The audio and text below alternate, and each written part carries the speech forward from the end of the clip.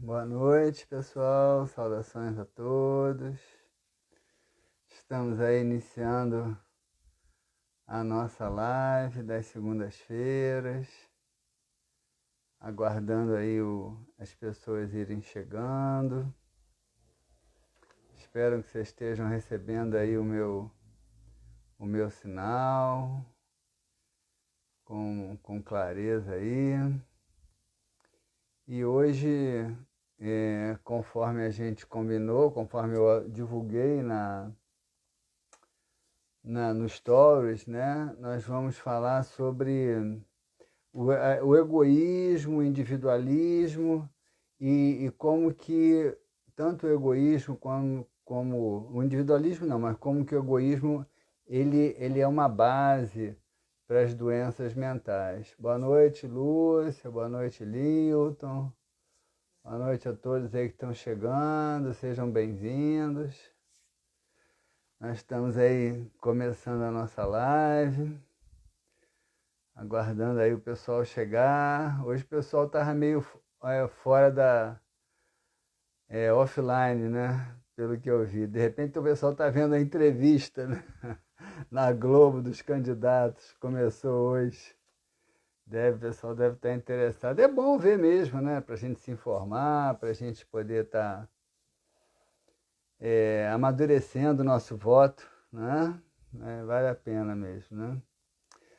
Bom, mas vamos lá então, vamos começar o nosso assunto de hoje, deixando aí aberto, tá? Para quem quiser perguntar, quem quiser fazer alguma colocação, se sinta à vontade, porque é sempre uma contribuição que vocês trazem, tá bom? Enriquece, às vezes algum enfoque que eu não pensei, que eu não percebi na hora, e aí vocês comentando sempre chama a atenção da gente e a gente pode aí passear por, por esses assuntos, tá bom?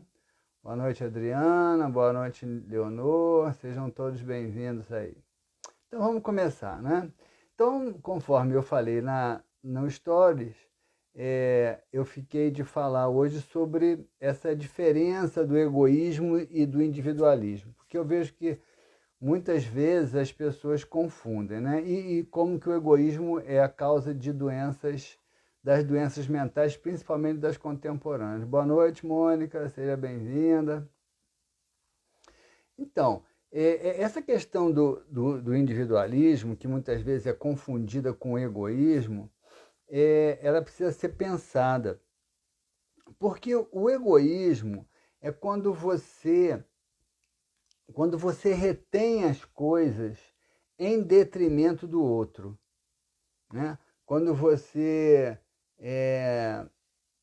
guarda as coisas, quando você quer só para você e não consegue compartilhar com o outro, você se sente possuidor das possibilidades, né, que a vida te dá e não abre mão dessas possibilidades para compartilhar com o outro. O egoísmo tem muito essa faceta, né? Essa faceta de um excesso de controle, de um excesso de dominação, de um excesso de exclusividade, que está muito ligado à sensação de importância do ego. Todo egoísmo ele se fundamenta num sentimento de importância própria, supervalorizado, que é o que a gente chama de orgulho, tá? O individualismo, que eu vejo muito nessa geração nova que está aí, ele não é exatamente isso. A pessoa individualista não significa que, a pessoa por ser individualista, não significa que ela retém as coisas para ela. Não significa que ela não esteja disponível para o outro. Não significa isso. Significa que ela tem muito foco no caminho dela. Tem muito foco, ela tem uma sensação de autossuficiência, ela tem um foco nos seus projetos de vida, ela não dispersa muito em função de, de, de ficar compartilhando, de ficar trocando coisas que nem sempre são necessárias. Muitas das pessoas que eu vejo hoje como individualistas, quando elas são solicitadas a compartilharem, a doarem, elas fazem isso de coração aberto. Mas elas não estão aí em busca dos necessitados, vamos dizer assim, a princípio.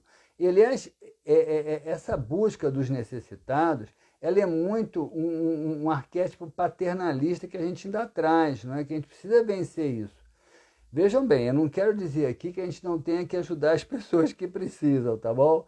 Não é isso que eu estou dizendo, não é isso que eu estou dizendo. Mas a gente vive numa cultura,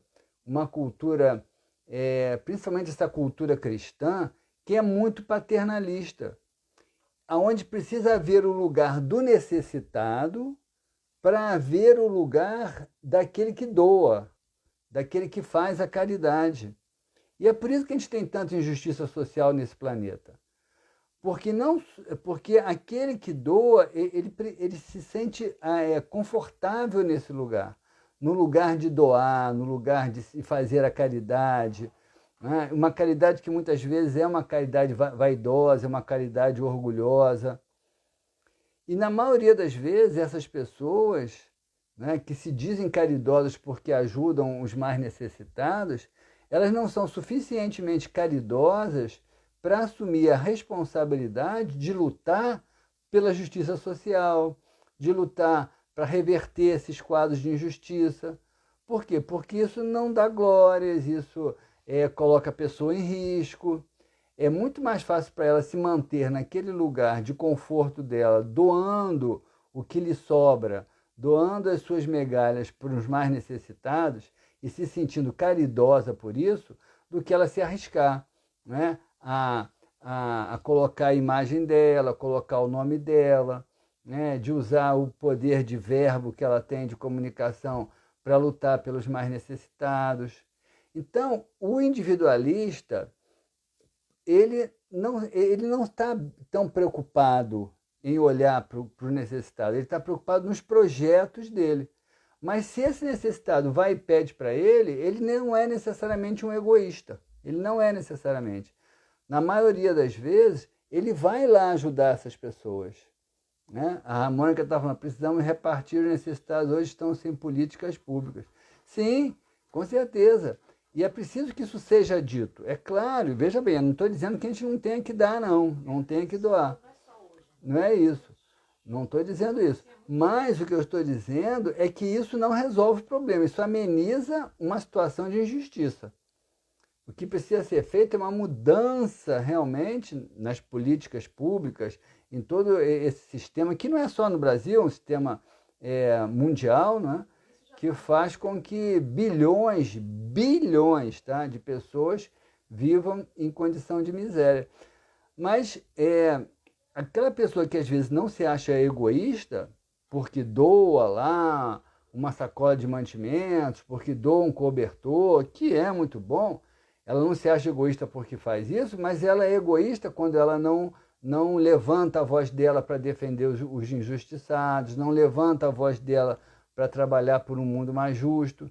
E muitas vezes aquele individualista, né, que não está necessariamente preocupado, não está buscando o necessitado, muitas vezes ele está brigando por isso. Muitas vezes ele está brigando lá nos bastidores por uma justiça social, muitas vezes ele está brigando nos bastidores por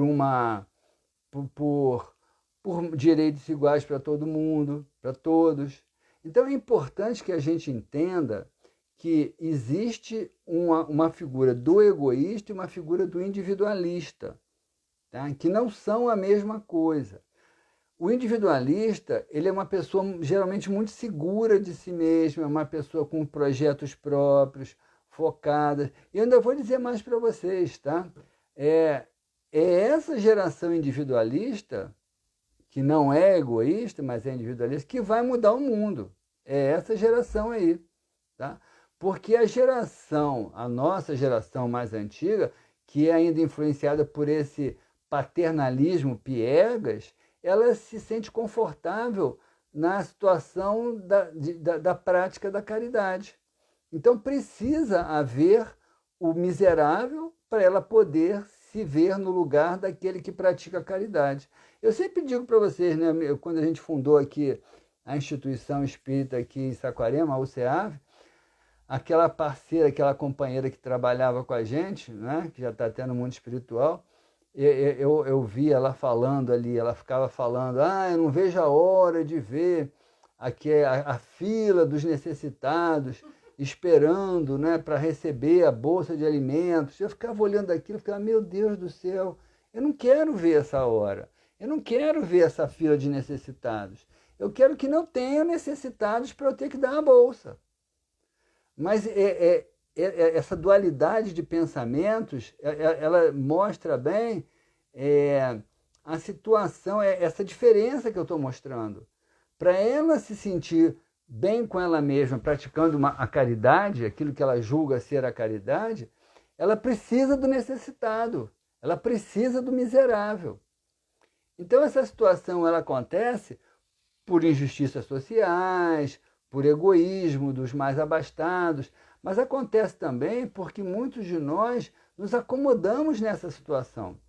As religiões, de alguma forma, parece que precisam do miserável para justificar a prática dos seus preceitos, que é a prática da caridade, que é a prática do socorro aos mais necessitados. Então, o individualista ele não está muito preocupado em atender essa demanda imediata. Se ele é solicitado e ele não é egoísta, ele vai ajudar, mas ele está muito mais focado nos projetos dele. Essa diferença é muito importante, porque eu vejo eu vejo as pessoas comentando que essa geração atual é uma geração egoísta, e eu não vejo assim, tá? Eu não acho que seja uma geração egoísta, não. Muito pelo contrário, eu acho eles bem comprometidos. A questão é que eles são individualistas, né? Você veja, por exemplo, as carências afetivas, não é? Dos apaixonamentos. Essa geração já não é tão vulnerável como algumas gerações antigas, onde se morria de amor, né? Os poetas aí do passado morriam de amor.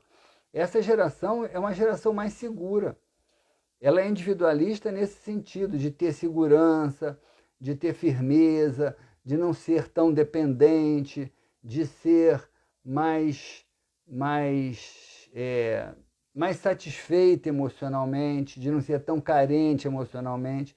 Então ela está muito focada no projeto dela. Aliás, isso já é influência da era de Aquário, tá bom? Porque o aquariano ele tem essa característica. O aquariano é bem autossuficiente. Ele convive com o outro, mas ele não precisa do outro para se sentir bem. O aquariano é bem assim, né? Ele não tem essa demanda do outro, ele não precisa do outro, mas ele gosta de estar no grupo. Isso faz bem para ele. Então essa geração, ela é muito individualista, tá? Mas não significa que eles sejam egoístas. Parem para pensar nisso, porque essa diferença é importante. Porque aquilo que a gente julga ser um egoísmo nessa geração, talvez seja o caminho da nossa transformação. Entendeu? Porque eles estão mais preocupados em mudar o mundo do que em ficar dando bolsa de alimento, esmola, do que ficar dando cobertor para quem precisa. É claro que essas pessoas precisam. Tá? Eu não estou dizendo que a gente não tenha que dar, não. Porque tem muita gente aí passando fome, passando frio, que realmente precisa de ajuda, a gente tem que dar. Mas que a gente não se sinta feliz com isso. Esses dias o André Trigueiro estava falando isso, né? Da cultura do Pix, que faz com que você faça lá a sua doação, né?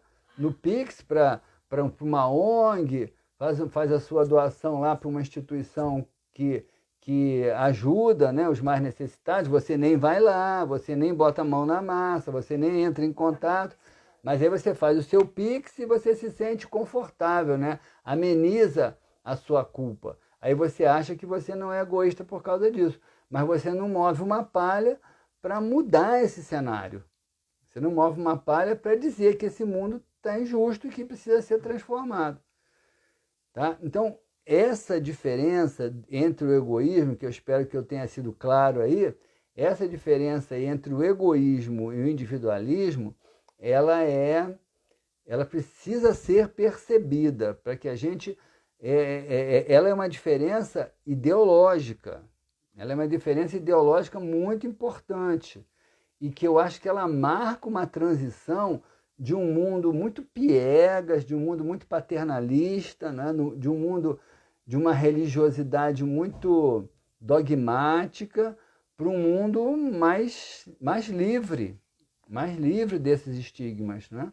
De um mundo mais justo, de um mundo de pessoas mais seguras, de um mundo de pessoas mais focadas na sua própria vida, menos, vamos dizer, dependentes afetivamente uns dos outros. O que não quer dizer isolados, mas menos dependentes. O que a gente vê de gente deprimindo, gente sofrendo, gente se suicidando ainda, né? Por amor, porque perdeu uma namorada, que perdeu uma namorada, isso é histórico. Então, o que falta nessas pessoas é um sentido de autovalorização, é se bastarem um pouco mais. E você se bastar um pouco mais não significa que você seja egoísta, significa que você é individualista. O que é individualista? É aquele que está focado no indivíduo, naquele que não se divide, ele é indivíduo, ele não é divisível. Então o individualista ele está focado nessa figura indivisível, ele está autocentrado, entendeu? Ele está muito atento no caminho dele, no projeto dele. Claro que essa geração tem os problemas dela também, tá? Mas isso eu vejo como uma transformação. A mãe do individualismo nas relações familiares poderia colocar. Eu acho que o individualismo, Mônica, ele vai aparecer em todas as relações, inclusive familiares.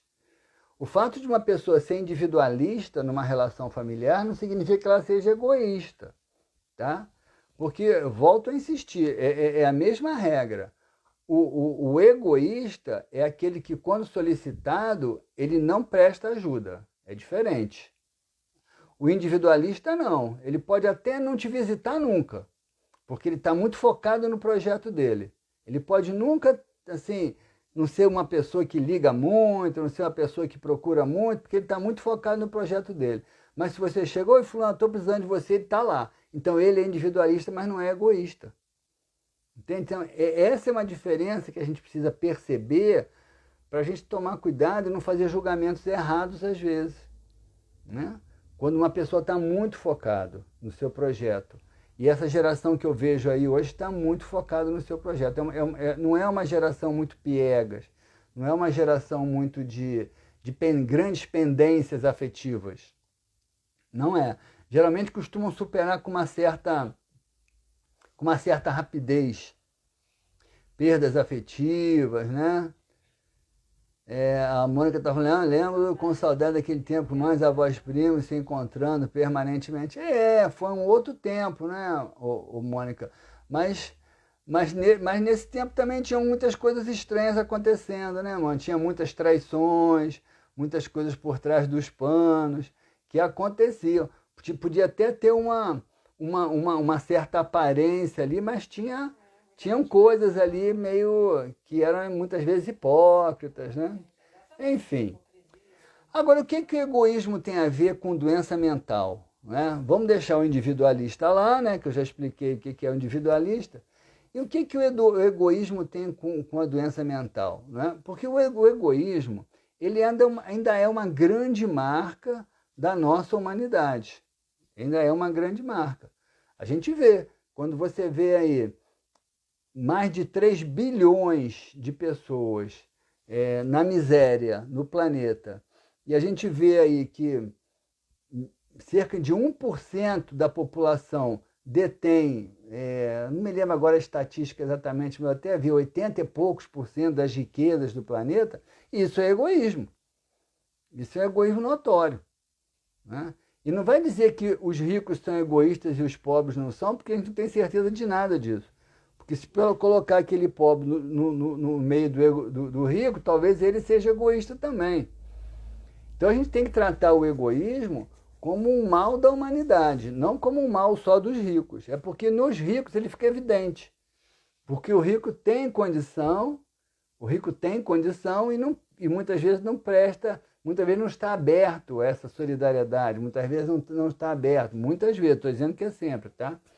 não está aberto a compartilhar, não está aberto a ganhar menos, não é? A ver a sua fortuna taxada, por exemplo. Muitas vezes ele não está aberto para isso. Mas isso não quer dizer que aquele pobre que está lá também não seja egoísta, porque às vezes é. Muitas vezes, se ele estivesse na condição do outro, ele seria, porque o egoísmo não é uma doença dos ricos, ela aparece nos ricos, porque se torna mais notória. Mas o egoísmo é uma doença do ser humano, é um mal do ser humano.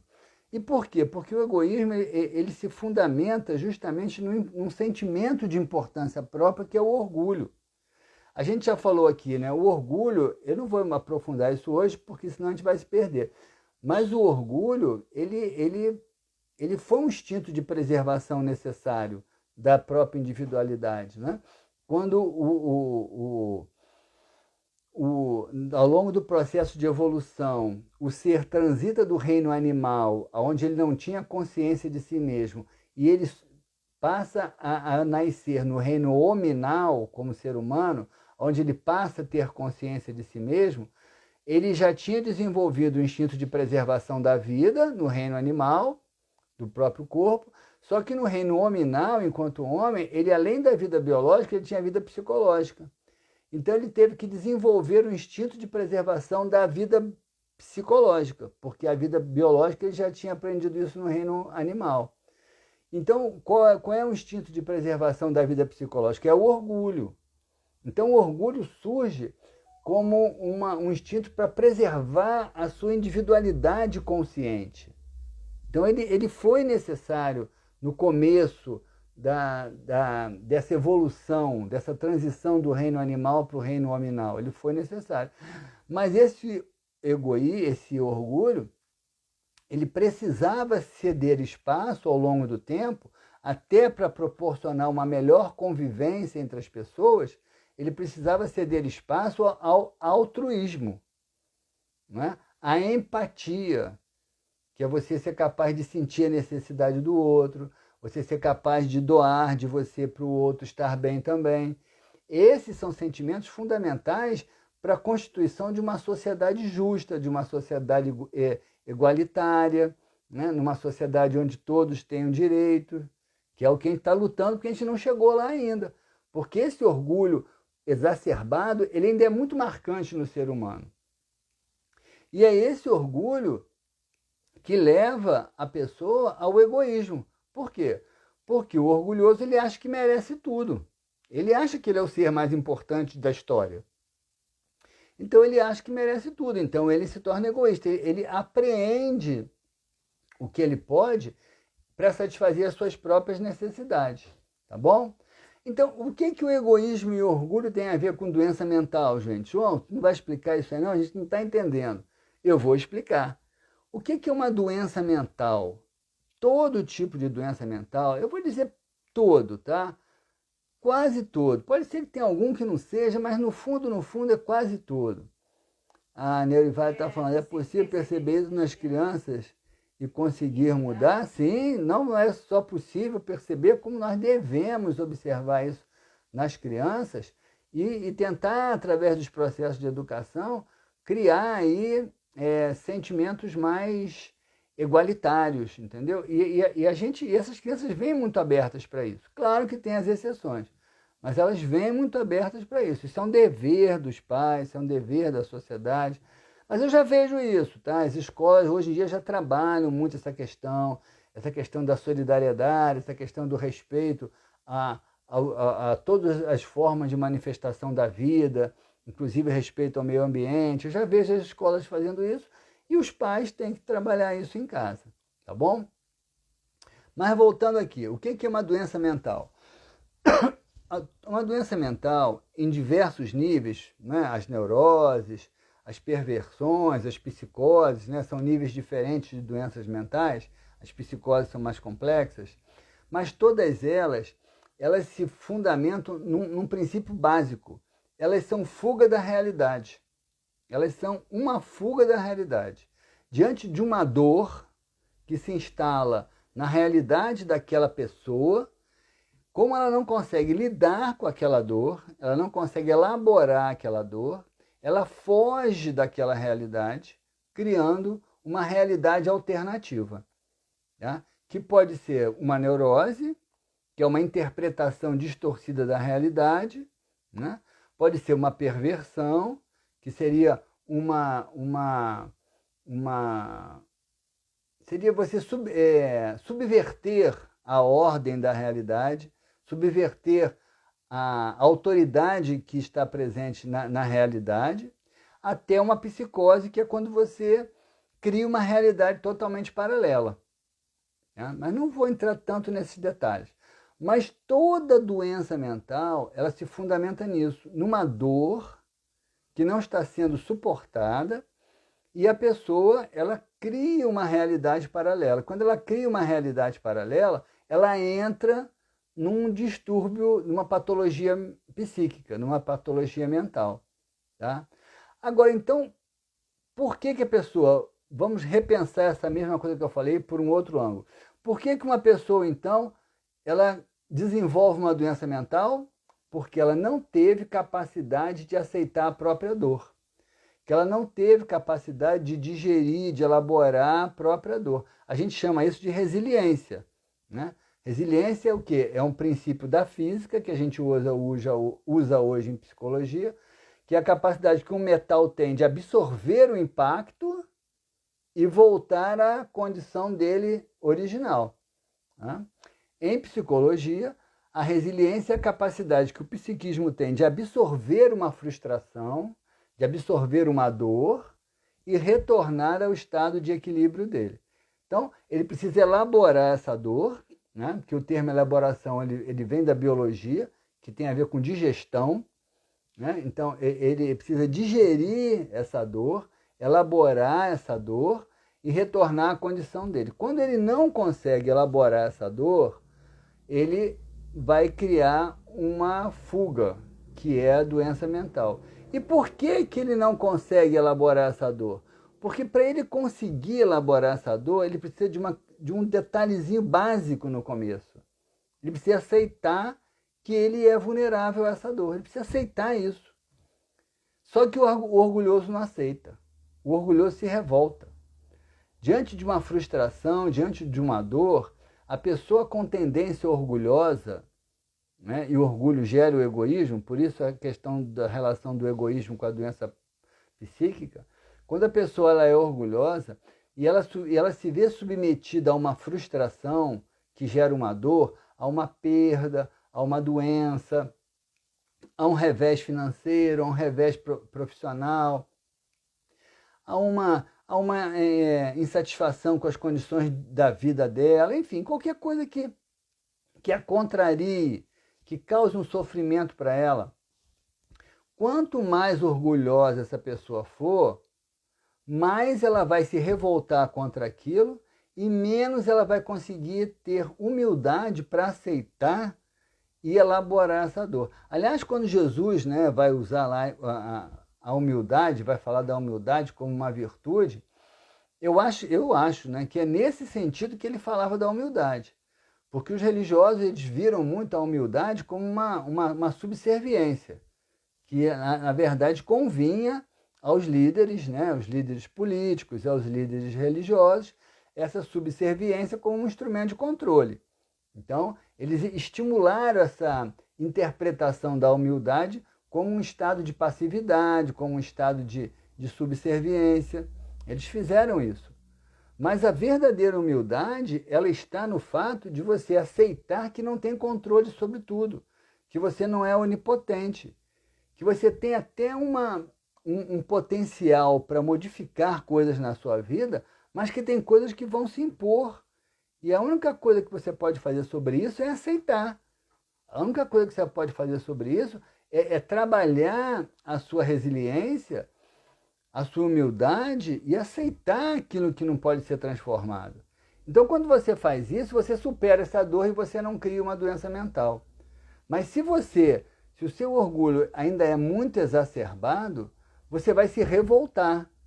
Então, quando você se revolta, aquilo cria uma tensão intrapsíquica muito grande. Faz com que aquela dor ela se expanda, você fique mais sensível àquela dor e você se aprisiona àquela dor. Você não consegue olhar para mais nada a não ser para aquela dor. Então aquilo vai se tornando tão insustentável que você começa a entrar no estado de... O seu próprio psiquismo, ele leva você ao mecanismo de defesa que é o surgimento de uma doença psíquica. Nessa ordem, sempre primeiro uma neurose, que pode evoluir para uma perversão, que pode evoluir para uma psicose. Sempre nesse sentido. A Neurival está falando aqui, né? Pessoas que sofrem assim, né? Elas aceitam, mas não conseguem Mudar o pensamento. Sim, com certeza. Vocês podem ter certeza que é orgulho isso, gente. É orgulho.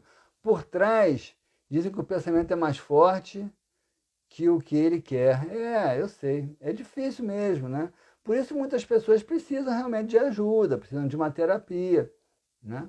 Mas assim, as pessoas têm realmente dificuldade, porque para algumas pessoas esse orgulho ainda é muito presente. Na verdade, o Freud, ele percebeu isso, né? E ele vai dizer, e ele vai colocar com muita clareza que toda doença mental, todo doente mental tinha um aspecto narcisista, né? O que é o narcisismo? É justamente esse orgulho exacerbado. Eu sou o melhor, eu sou o mais importante, né? Eu sou o mais bonito, eu sou o mais interessante, eu sou o mais poderoso. Então como é que a vida faz isso comigo? Não pode, a vida não pode. Mas aí a vida vai lá e faz. A vida vai lá mostrar para essa pessoa que ela não é tão onipotente assim. Aliás, uma próxima live, eu vou até abordar um assunto desse aí, numa live futura aí, falar sobre os processos de amadurecimento, como que acontece os processos de amadurecimento do ser humano. Porque o ser humano amadurece através da dor, não tem jeito. Tá? Mas não vou falar disso agora não, porque você tem uma outra live. O ser humano amadurece através da dor, não tem jeito. Não diga assim, as pessoas dizem assim, ele vai evoluir pelo amor ou pela dor. Mentira, mentira. Nos estágios mais primitivos, né? Inclusive nos estágios em que a gente se encontra, o ser humano só amadurece pela dor, ele precisa sentir a dor. Não estou dizendo que vocês tenham que buscar o sofrimento, não, tá? Mas ele vem naturalmente. Ele faz parte dessa dinâmica da vida que faz com que, da mesma forma que a vida promoveu a evolução dos seres anteriores a nós, ela promove a nossa evolução agora também, só que em outros níveis, né? Níveis mais sutis, níveis psicológicos, níveis emocionais. E o que leva a pessoa a evoluir emocionalmente é a dor, é o sofrimento. Não tem jeito, tá? Mas eu prometo que numa live aí próxima eu vou falar sobre por que isso é necessário, eu vou falar. Mas hoje não, porque senão a gente vai se perder aqui. Então, a gente não é à toa que a humanidade hoje ela vive uma crise de patologias mentais jamais vista. Por quê? Já falei isso aqui, vou repetir. E vou repetir isso aqui muitas vezes. Porque os sistemas econômicos que regem a nossa vida, principalmente no mundo ocidental, eles exacerbam o nosso orgulho. Então, é um sistema que faz com que você se sinta muito mais importante do que você deveria se sentir. E veja, tem uma diferença entre se sentir forte e se sentir rígido. Tá? Tem uma diferença. Como tem uma diferença entre se sentir forte e se sentir e sentir o seu próprio valor e perceber o seu próprio valor. Tem uma diferença, porque a pessoa forte é aquela que enfrenta, mas aceita. Ela tem a força de enfrentar, mas ela aceita aquilo que é inevitável. O rígido, que muitas vezes parece forte, mas não é, ele não aceita. Ele tem um sentimento de importância própria que torna ele exageradamente vaidoso a ponto de acreditar que ele não merece aquilo que a vida lhe propõe. E aí ele entra numa rigidez que faz com que ele não consiga se vergar. Né? Vocês já ouviram aí aquela... Não é uma parábola isso, né? É uma história, né? Oi? É uma simbologia oriental, né? Que fala que quando venta muito, né? os pinheiros se vergam, né? E quando para o vento eles voltam. Mas as amendoeiras, quando ventam muito, como elas são muito rígidas, elas vão tombando e muitas quebram. Muitas saem até do chão, porque elas não têm flexibilidade. Quem que inverna, mas não quebra? As amendoeiras, né? E outras árvores rígidas, né? Achei que era o... As amendoeiras. Então, isso acontece com o ser humano. Um ser humano flexível, forte, mais flexível, ele vai vergar diante dos desafios da vida, diante dos problemas, diante dos sofrimentos, ele vai vergar. Mas se ele tiver capacidade de aceitar e elaborar aquele momento, quando aquilo passar, ele volta de novo, né? E ele vai ficar novamente em pé e firme. Mas aquele que é rígido, aquele que tem um orgulho exacerbado, aquele que é excessivamente vaidoso, ele vai se revoltar, ele vai querer lutar contra aquilo de uma maneira que ele não tem condições, e a força do destino vai fazer com que ele quebre. E quando ele quebrar, ele vai encontrar defesa dentro de uma patologia mental, né? A Mônica está no capitalismo, a competição estimulada, é isso mesmo, competição, exacerbação do ego, né? Eu falo assim, a Mônica está falando, eu penso assim, que não merecia o que a vida me propôs, turma. Mônica, é assim, a gente às vezes acha que não merece, mas a vida é uma sincronicidade, as coisas acontecem e tem que acontecer, né? Eu acho que não é nem a questão de merecer, eu acho que a gente não tem nem que achar que merece passar por aquilo. Talvez não seja questão de achar que merece, tá? Porque é muito difícil você achar que merece, a não ser que você tenha uma explicação muito, muito concreta, né? muito embasada para você realmente acreditar que você merece. Mas o problema não é você achar que não merece. O problema é você não aceitar aquilo que se tornou inevitável. Mesmo lá que você fique na dúvida se merece ou não, mas foi inevitável, então não tem o que questionar. Não tem. Tem coisas que acontecem na vida da gente que a gente não adianta nem pensar muito se merece ou não merece, porque a vida vem e coloca aquilo em cima da gente e você não tem o que fazer. Né? Você não tem como mudar. Então a única coisa que você pode fazer nessas horas, que seja saudável, é aceitar. Né? É ser resiliente, é aceitar, é vergar conforme as palmeiras vergam, para quando aquela frustração, aquele impacto, quando aquele luto passar, daquela perda, daquela dor passar, você voltar novamente à sua condição de uma relativa normalidade. Então a gente vive num mundo onde o nosso sistema econômico ele prima muito pela exacerbação do orgulho. Por quê? Porque o orgulho vende. Quanto mais você se sente importante, mais você acha que merece. E aí você vai e compra. Mas mais você acha também que não merece o sofrimento. Mas o sofrimento faz parte desse mundo, gente. Você nasceu nesse mundo, independente de merecer ou não, você nasceu aqui, você está sujeito a quebrar uma perna, você está sujeito a perder um ente querido, você está sujeito a ver um amor frustrado, você está sujeito a passar uma necessidade, você está sujeito a ter uma doença, você está sujeito a perder o emprego. Você nasceu nesse mundo, você está sujeito a isso. Né?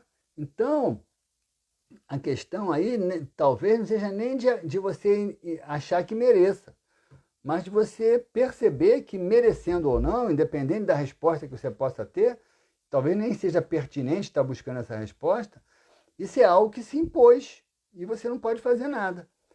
Então aí você consegue vergar e voltar novamente à sua normalidade.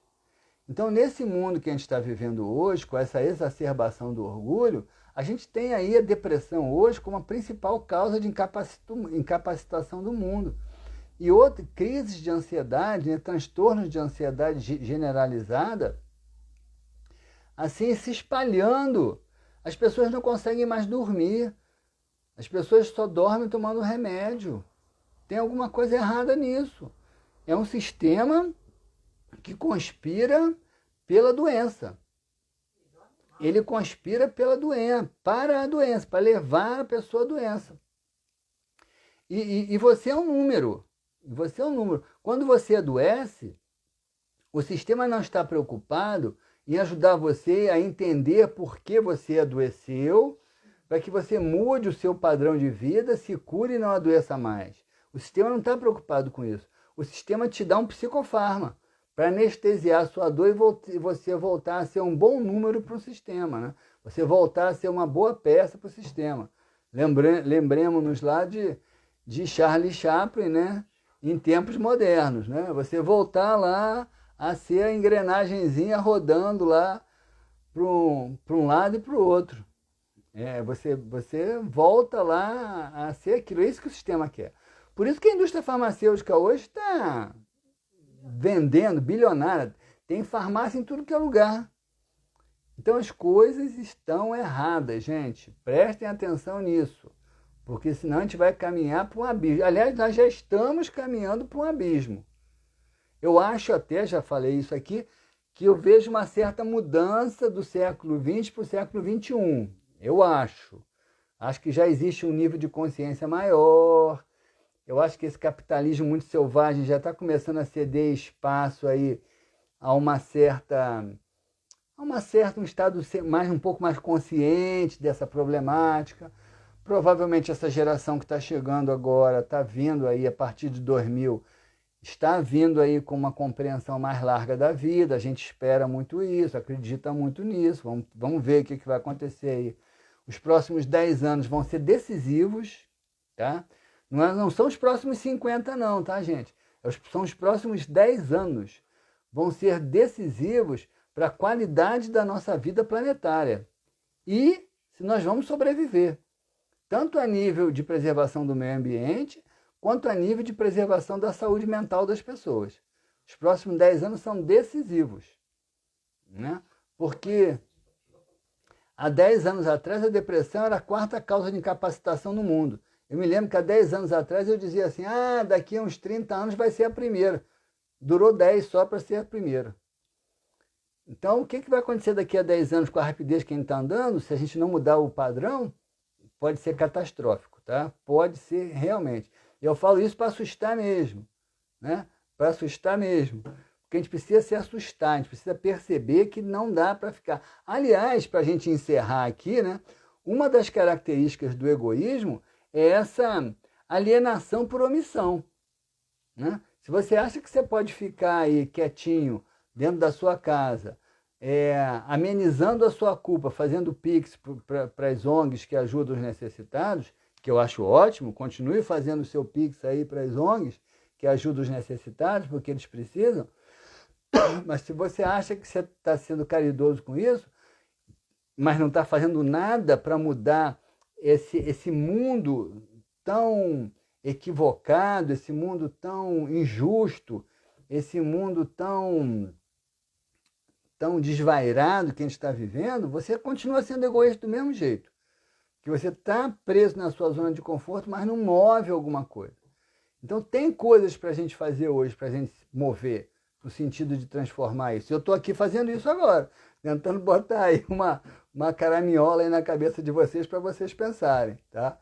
E eu sugiro que vocês façam a mesma coisa também, né? Que você ajudem outras pessoas a pensarem. Vamos fazer um movimento, né? de ampliar a consciência, vamos ampliar a nossa consciência, vamos nos informar, entender melhor a vida, entender melhor o que está acontecendo, nos situarmos melhor e nos transformarmos em instrumentos de multiplicação dessas ideias mais conscientes.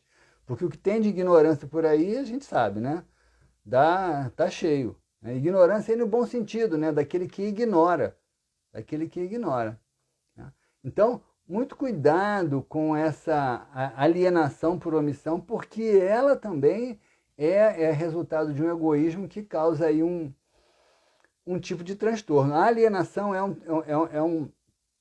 um passo para a instalação de uma psicopatologia. É um passo também.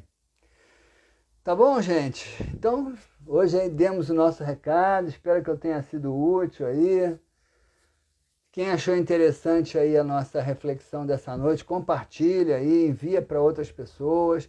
Vai ficar salvo aqui no Instagram e ao longo da semana eu vou colocar lá no meu canal do YouTube também, tá bom? Para a gente compartilhar, para a gente fazer aí uma corrente aí para ampliar a consciência das pessoas e vamos transformar. Valeu, Mônica, pela participação aí, pela colaboração, Neurivale, todos aí que colaboraram também, que trouxeram aí suas ideias. É sempre bom, eu sempre digo isso, é bom, eu gosto. Às vezes até me atrapalha um pouquinho no raciocínio, mas não faz mal não. Eu prefiro. Depois eu retomo o raciocínio de novo, esse é assim mesmo. Estou acostumado com isso. Mas às vezes vocês trazem questões que às vezes eu não falei, que às vezes eu não pensei, né? E a gente vai construindo aí um pensamento aí múltiplo, né? Com muitas ideias, tá bom? Então minha gratidão aí. Oi, Renata. Manda um beijo pra Tânia aí, que eu tô mandando. Isso, Renata mandando um beijo pra Tânia aí. Oi, Tânia. Tudo muito friozinho aí em São Paulo, Tânia? Deve estar, né? Se aqui está, imagina aí. Beijão para vocês aí, uma boa semana, tá bom? Semana que vem, segunda-feira, às 21 horas, a gente se vê por aqui. Um abraço no coração de vocês. Tchau.